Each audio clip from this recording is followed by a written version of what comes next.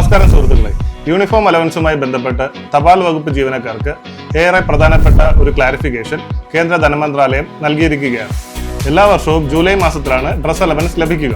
മുൻ വർഷങ്ങളിൽ ജൂലൈ മുതൽ ഡിസംബർ വരെ പുതുതായി സർവീസിൽ ജോയിൻ ചെയ്യുന്ന ജീവനക്കാർക്ക് പൂർണ്ണ ഡ്രസ് അലവൻസ് ലഭിക്കുമായിരുന്നു. അതായത് അവർക്ക് മുൻ വർഷത്തെയും അടുത്ത വർഷത്തെയും യൂണിഫോം അലവൻസ് ജൂലൈ മാസത്തെ ശമ്പളത്തോടൊപ്പം പൂർണ്ണ നിരക്കിൽ ലഭിക്കുമായിരുന്നു.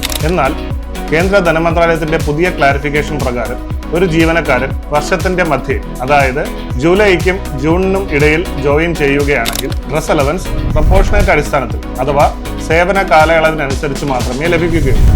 അതിനാൽ പുതുതായി ജോലിയിൽ പ്രവേശിക്കുന്നവർക്കും വർഷത്തിന്റെ മധ്യേ ജോലിയിൽ നിന്നും വിരമിക്കുന്നവർക്കും ഇനി മുതൽ അവരുടെ സേവന കാലയളവിനനുസരിച്ചുള്ള യൂണിഫോം അലവൻസ് മാത്രമേ ലഭിക്കുകയുള്ളൂ. ഈ വിഷയത്തെക്കുറിച്ച് നിങ്ങൾക്ക് എന്തെങ്കിലും ഡൗട്ട്സോ ക്ലാരിഫിക്കേഷനോ ആവശ്യമുണ്ടെങ്കിൽ ദയവായി കമന്റ് ചെയ്യുക.